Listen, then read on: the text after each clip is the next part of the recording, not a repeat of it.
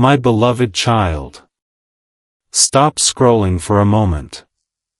Something is waiting for you, and it carries your name in handwriting you would recognize even if the room were completely dark.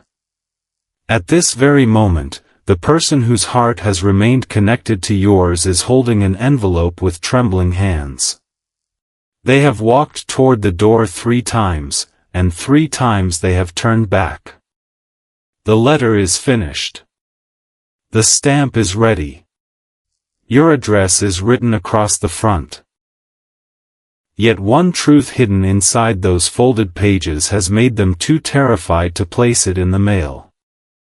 Do not look away now, because the fear surrounding this letter is not the fear of rejection alone. It is the fear of being fully seen. Your soulmate knows that once those pages leave their hands, they can no longer hide behind silence, distance, pride, or carefully chosen explanations. The letter will reveal what they never managed to say while standing in front of you. It will expose the moment their heart chose you, the reason they disappeared behind emotional walls, and the promise they have quietly carried long after you believed the story had ended. The room around them is still. A small lamp casts a circle of golden light across the table. Beside the envelope sits a cup that has already gone cold because they have been staring at your name for nearly an hour. They trace the first letter of your name with one finger, as if touching the ink could somehow bring them closer to you. Then they whisper something into the silence, something they have not allowed themselves to say aloud for a very long time. They whisper, "What if they no longer believe me?" Stay with me, because that question is only the surface. Beneath it rests another question they are almost too vulnerable to admit. What if they do believe me, and I finally have to become the person I promised I would be? Your soulmate is not only afraid that you may close the door.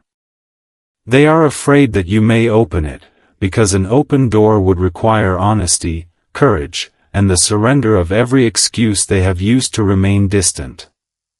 The letter began 7 nights ago, but the truth inside it began much earlier. They first tried writing it on a blank page torn from an old notebook. After 3 lines, they crumpled the paper. The next night, they tried again and stopped after writing your name. On the 3rd night, they filled 2 pages, read them back, and realized every sentence sounded careful rather than honest. Those pages were hidden in a drawer. But tonight, something changed. Tonight, they stopped trying to sound strong. They began again with 4 words, "I owe you truth." Pause here, because the next line is where the letter becomes more than an apology. Your soulmate did not write, "I am sorry you misunderstood me."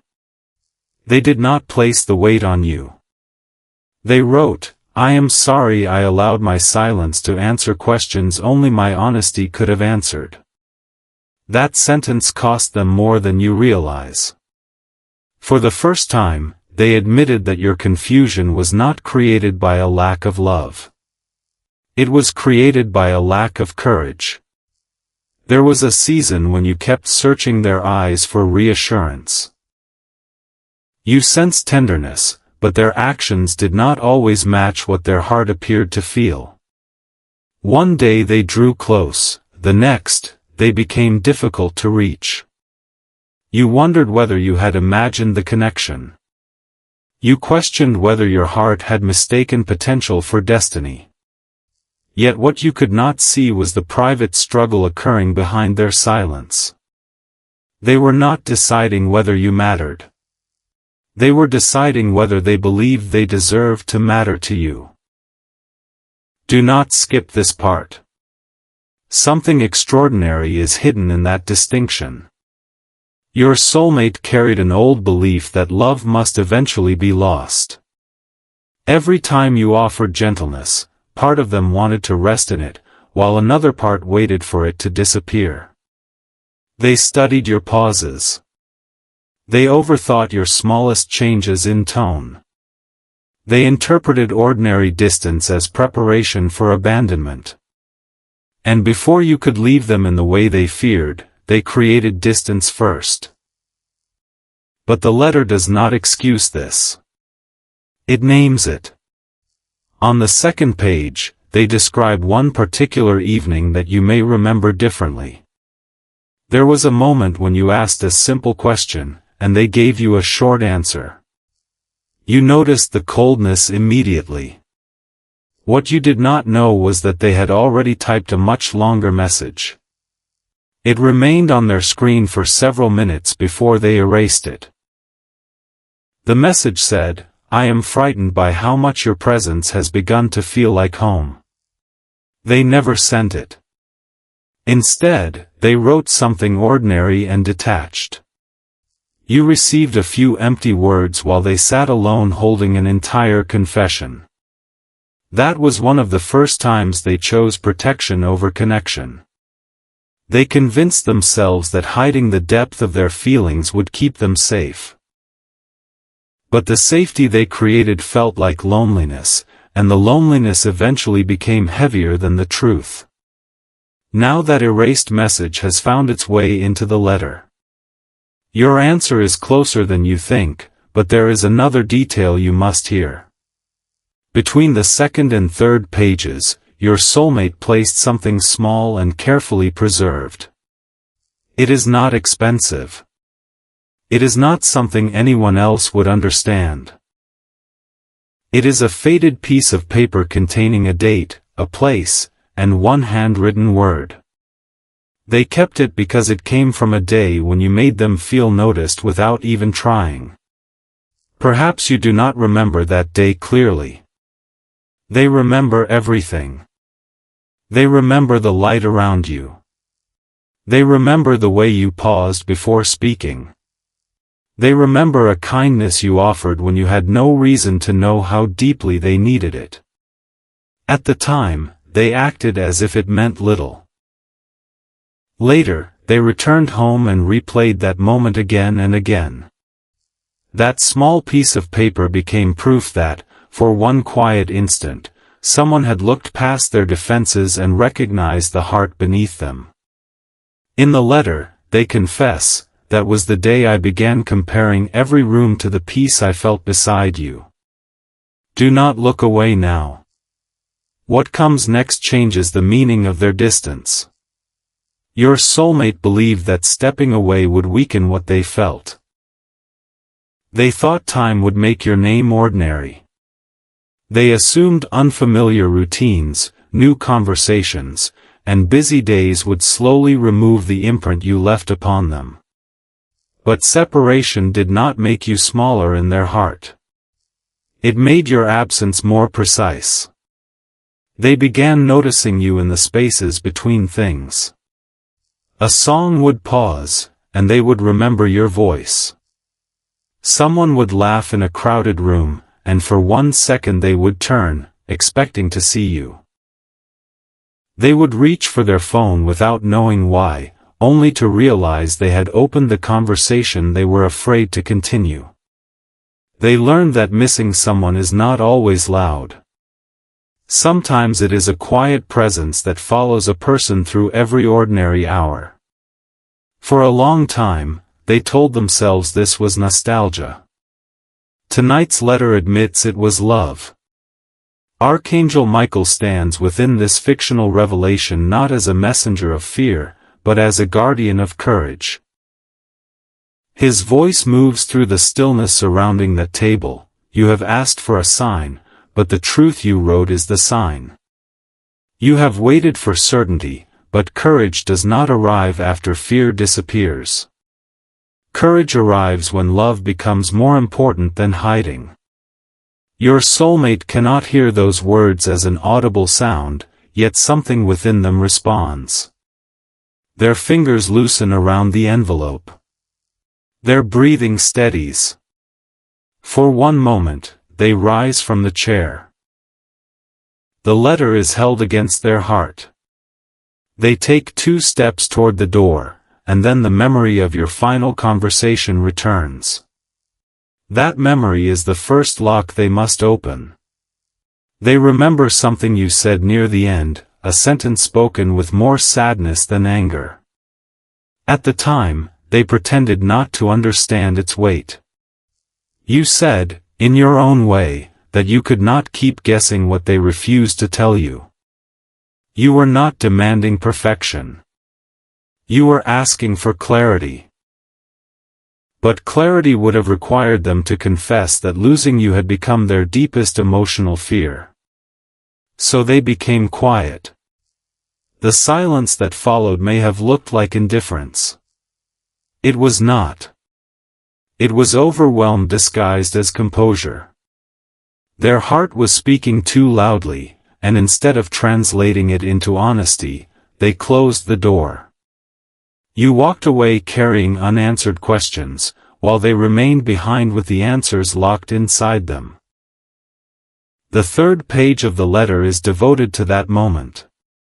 They write, "You thought I did not care enough to speak. The truth is that I cared so deeply that every word felt capable of changing my life. I chose silence because I was afraid of saying the wrong thing. I did not understand that silence would become the most painful thing I could say. Stay till the next revelation, because the letter contains a confession even your soulmate did not expect to write." Halfway through the third page, their handwriting changes. The letters become uneven. A small mark appears where a tear touched the ink. This is where they admit that they did not simply miss an opportunity. They watched you offer patience, and they kept asking for more without telling you what you were waiting for. They knew you were becoming tired. They noticed the way your hope became quieter. They saw you begin protecting your own heart. They sensed the moment you stopped asking certain questions, not because you no longer cared, but because you were learning that asking without receiving honesty was slowly diminishing your peace. Your soulmate understood more than they admitted. And the letter finally says, "You were not difficult to love. I was difficult to reach." Those words are not meant to make you responsible for returning. They are an act of accountability. Heaven does not ask you to abandon your wisdom for the sake of a dramatic reunion. Real love does not demand that you ignore patterns, silence your boundaries, or accept promises without change.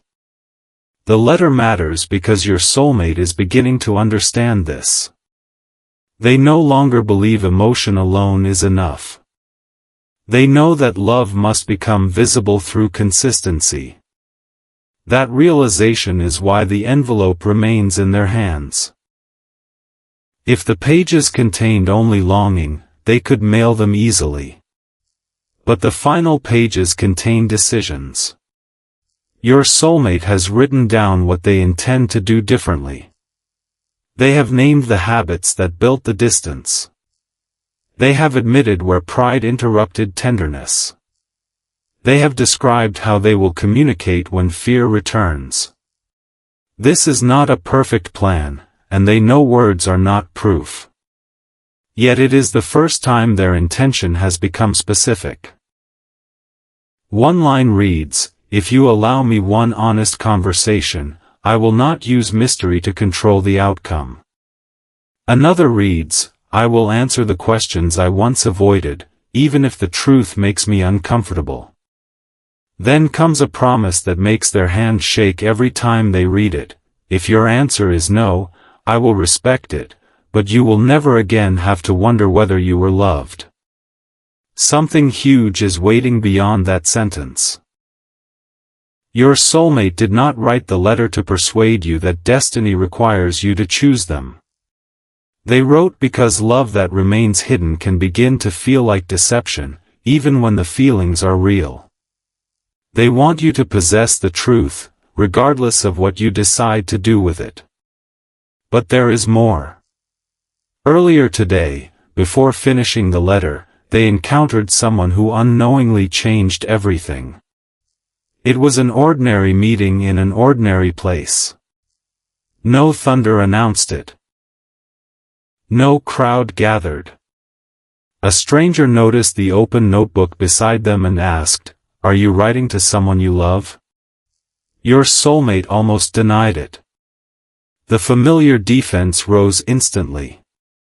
They wanted to laugh, close the notebook, and offer a harmless explanation. Instead, perhaps because they were tired of hiding, they answered, "Yes. But I may never send it." The stranger looked at the unfinished page and said something your soulmate has been unable to forget. Then be certain you are protecting their peace, not merely protecting yourself from an answer. Those words followed them home. Do not move past this moment too quickly. Your soulmate had spent months describing their silence as protection. They told themselves that contacting you might disturb your life. They said they did not want to reopen old feelings. They claimed that staying away was a loving sacrifice. Some of that may have been sincere. Yet the stranger's question forced them to confront the part they had hidden from themselves. Were they protecting your peace, or protecting their pride? The answer became the fourth page. They wrote, "I said I stayed away for you, but I must be honest. Part of me stayed away because I could not bear the possibility that you had learned to live without me. I was afraid to discover that my silence had succeeded." For several minutes after writing that sentence, they could not continue. The truth was too exact. They stood and walked to the window. Outside, the evening moved peacefully, untouched by the storm within them. Somewhere in the distance, a mailbox waited. The path toward it was short, yet emotionally it seemed to cross every regret they had refused to face. Then they saw something reflected in the glass. It was their own face, but behind it, on a shelf across the room, stood a photograph they had placed face down months ago. They had hidden it because seeing it made them feel too much. Tonight, they walked over and turned it upright. The photograph does not show a grand moment. It captures a simple one, an expression, a shared space, perhaps a day that seemed ordinary while it was happening. On the back, in your handwriting, is a sentence. They had forgotten it was there. The sentence says, "Some people feel familiar before we understand why." Your soulmate reads it once. Then again. Their eyes close. The letter in their hands suddenly feels less like an interruption and more like a truth that has waited long enough. But just as courage rises, another memory appears, one you may never have known about. There was a conversation about you. It happened during the season of distance, when your soulmate was pretending they had moved on emotionally. Someone close to them asked why your name still changed their expression. They denied it at first. They said they were merely tired. The other person did not argue. They only replied, "You become quiet in a different way when it is about them."